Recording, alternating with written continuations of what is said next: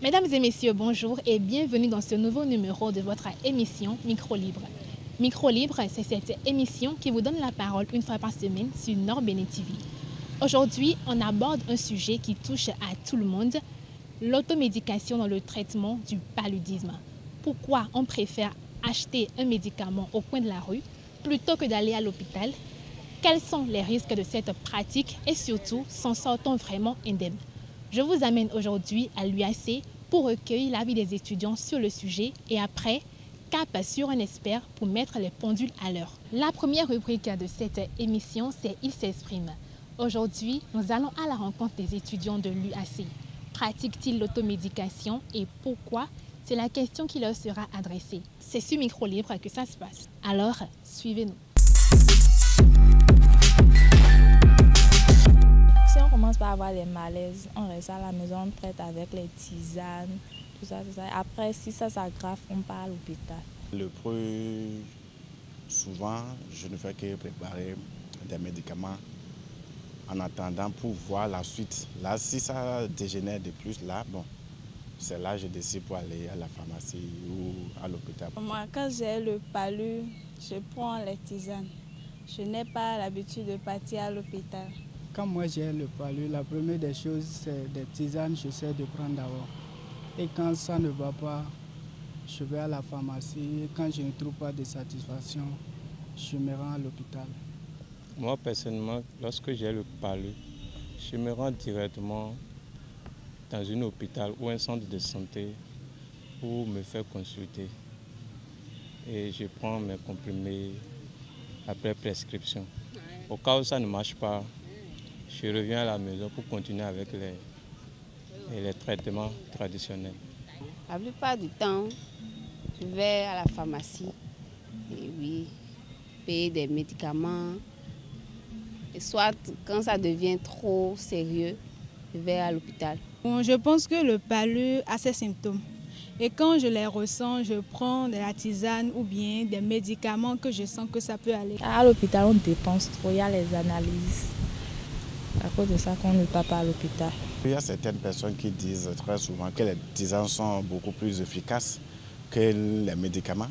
Donc, comme on l'entend très souvent, donc, notre première idée, c'est de se focaliser d'abord sur les tisanes. C'est économique d'abord. Ce n'est pas que je n'aime pas les hôpitaux, mais quand je prends la tisane comme ça, ça va. C'est pas une bonne chose, c'est vrai, mais comme je le dis, c'est le manque de moyens. Encore une fois à l'hôpital, il y a des consultations à faire et tout ça, c'est payant. Je ne vais pas directement à l'hôpital, par faute de moyens. Quand ça devient sérieux, tu vas à l'hôpital, mais parfois quand tu traites ça juste, tu te retrouves. L'automédication n'est pas quelque chose de très mauvaise parce que très souvent, il peut arriver, tu peux acheter des médicaments et prendre des médicaments sans trouver satisfaction. C'est très mieux puisque d'aller dans les pharmacies et tout, c'est plus efficace en fait.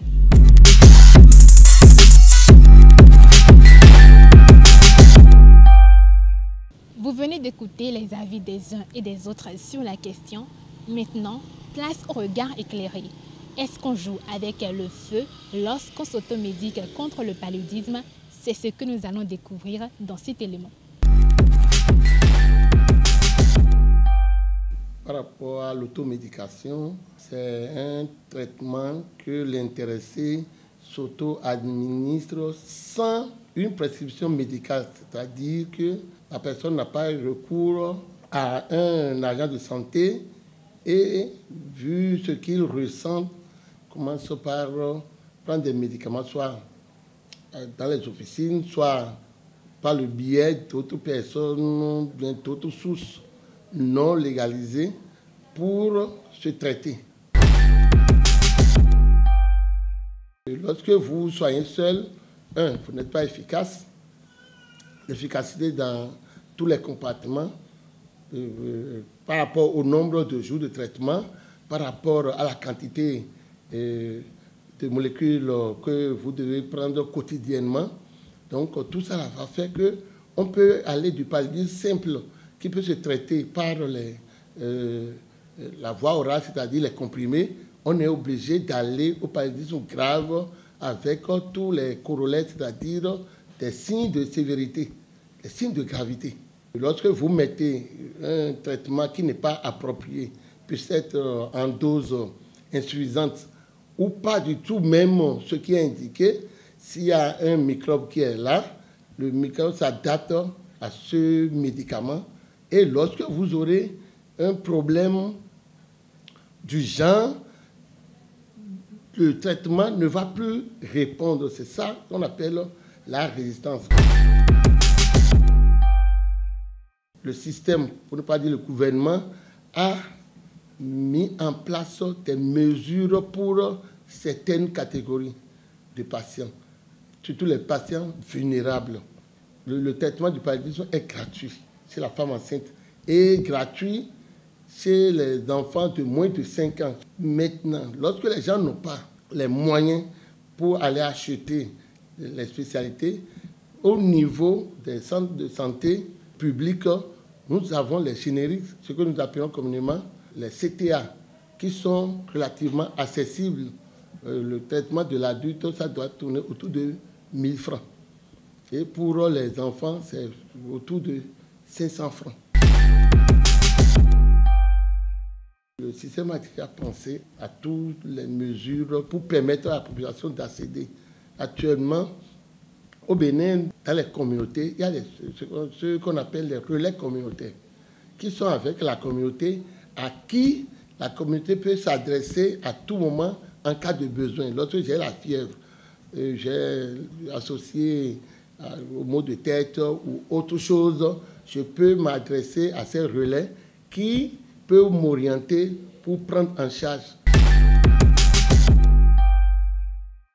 Nous devons rendre notre environnement sain et ne pas, il faut essayer les mauvaises herbes autour des domiciles, les pneus qui sont des gîtes de moustiques, les eaux stagnantes, il faut essayer de les évacuer et de dormir tous les jours, chaque fois et toutes les fois dans des moustiquaires imprégnés de longue durée.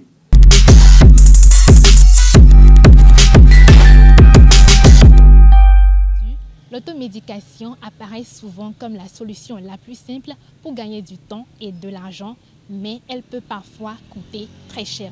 Complications, mauvais dosage, résistance aux médicaments, parfois il vaut mieux réfléchir avant d'avaler n'importe quoi. Merci à notre expert, merci à vous qui avez témoigné, merci aux amis téléspectateurs. On se retrouve très bientôt pour un nouveau numéro de votre émission Micro Libre. D'ici là, portez-vous bien.